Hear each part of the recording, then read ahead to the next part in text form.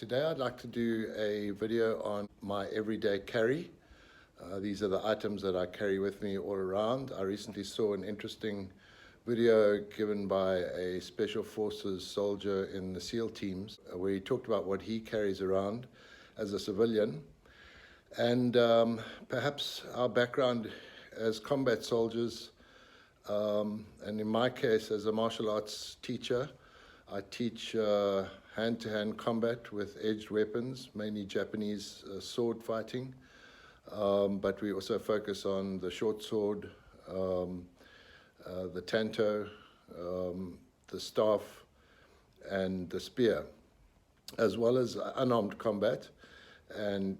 But the difference between normal, say, Brazilian Jiu-Jitsu and what we do is that in our unarmed combat, your opponent is usually armed. So unlike judo or Brazilian Jiu-Jitsu or even cage fighting, you're generally not fighting an armed opponent. So it's useful having that knowledge of hand-to-hand combat, and so that tends to influence what it is that I carry around with me every day.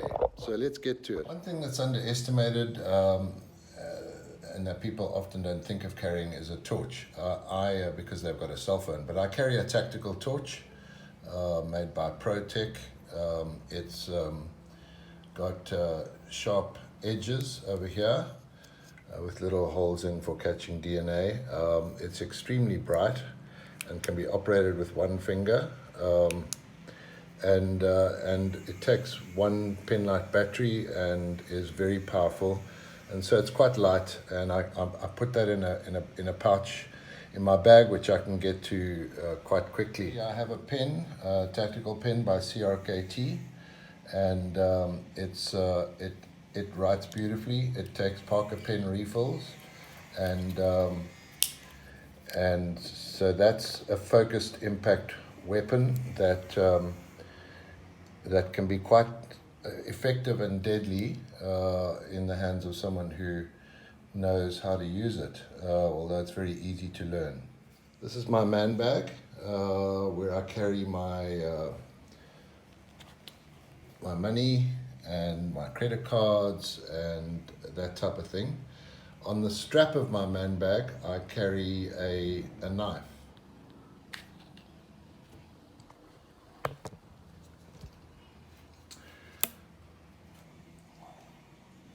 Okay, this knife is a small CRKT.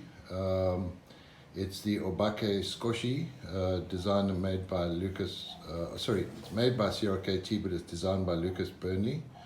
And the handle is about the width of your hand, and the blade is about the width of your hand. So, in my opinion, that is a perfect size for a fighting knife. I like the short handle because it means I can easily change my grip to a forehand or a backhand grip.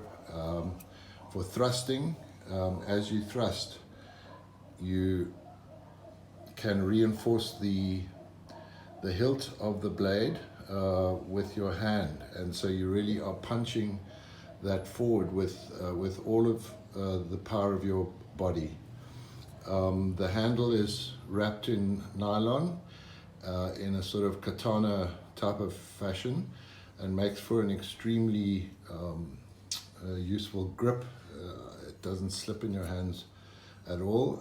The finish just allows it to be slightly more camouflaged, I think, and can be really well hidden if you're holding it in a reverse grip up against the back of your hand.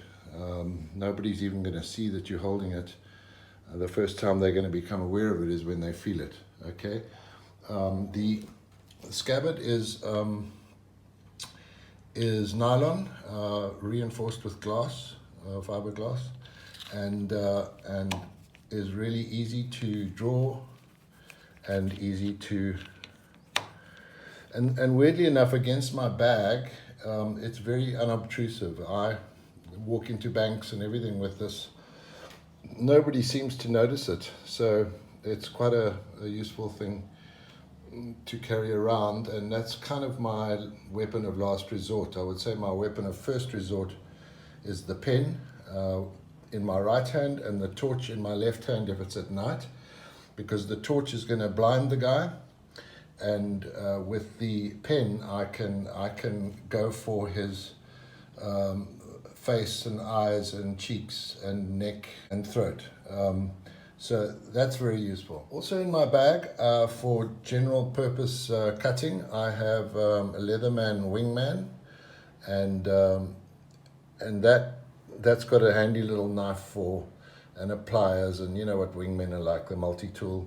So that's what I use for work, like if I need to cut something or peel something. I tend to not use my combat knives as working knives.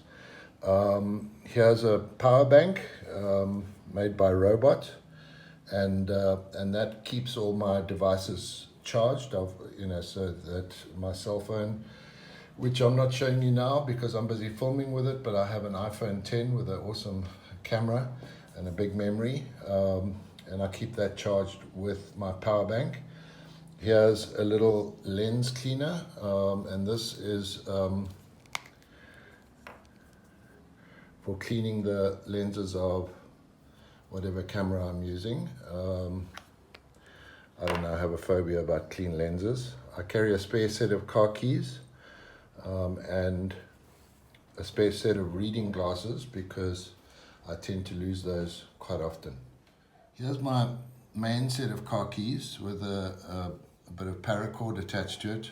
I think that's a snakeskin knot. The paracord actually came with the squashy. Squashy in Japanese means a little bit. And so this is like the little version of the obake. But a set of car keys can also be used as a focused impact weapon. So if you're walking to your car and you're feeling a little bit insecure, you can always hold your car keys like that and use it as a focused impact weapon if necessary. But I've also got a phobia of losing my car keys, and so I tend to carry a spare in my bag, but this I would normally carry in my pocket. I go for a walk on the beach, and I'm wearing nothing but my swimming costume and a t-shirt maybe, and I feel a little bit exposed, so I carry around my neck. I carry this neck knife, which is made by cold steel, and it's called the Best Pal, and it works like that. And that's also very useful because it sits sort of in your chest area, and usually even if people were to body search you, they don't normally search your chest, the center of your chest, and it's so light that I don't even notice it. I mean, I carry it all day, every day. It's with me all the time, and that's my sort of last resort concealed weapon. So I also carry a GoPro Hero 3 Plus. I have a little foam bag for it, which to protect it, and I keep that inside my man bag in case I need to film something. So because us YouTubers are always on the lookout for content, it's handy to carry that around.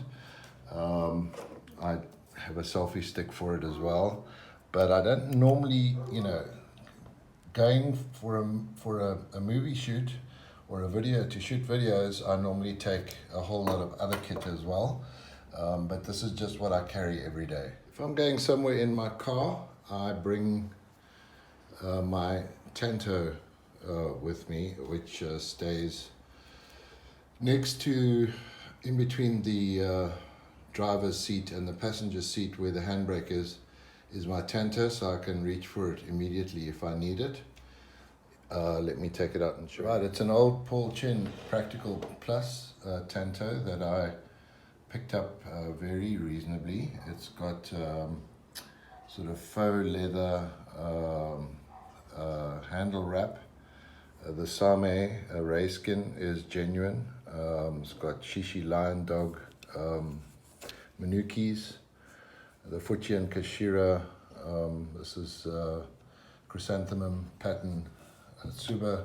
The Fujian Kashira are cherry blossom patterns. And here's the Sage cord tied in a traditional Japanese knot. The blade is as long as my forearm, so when you're holding it in your hand in a reverse grip, the tip of the kisaki just extends slightly beyond your elbow, so it really covers the whole of your forearm. And once again, it's a normal sort of sword grip that one takes when holding the tanto. Once again, it's very easy to reverse the grip, and use it in a reverse grip style of fighting, or in a normal forehand style of fighting, and you can sort of get an idea of the size. It really is almost like a sword. I mean, you know, with a small knife like this, you're not going to be able to lop off somebody's arm or lop off somebody's head. But with a tanto like this, you can certainly disarm somebody in the best sense of the word. And so that really is a serious weapon that I take in my car to deal with the realities of South African roads, particularly the N2 leading into Cape Town is very dangerous. And I just feel a little bit more comfortable having that. But having said that, I also have a staff, a Joe staff in my car, an 8-sided Hakaku Joe, with which I can happily take on 3 or 4 or 5 attackers if necessary. Just a wooden stick, really. So that concludes my everyday carry. I maybe just want to end with a thought that your most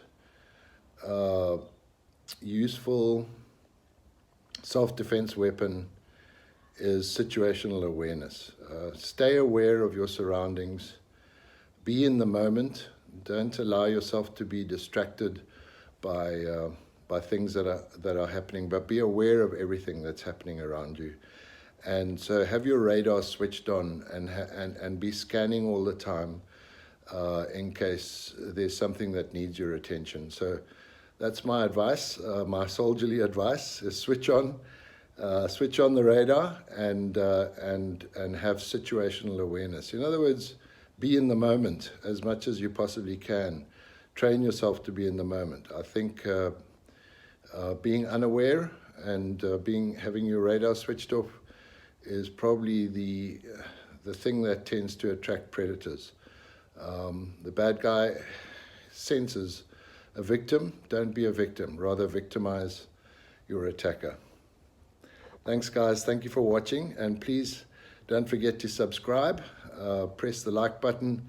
Make a comment. I'd love for you to follow our videos. If you enjoyed this content, please let me know, and I'll produce more videos like this. Thanks very much.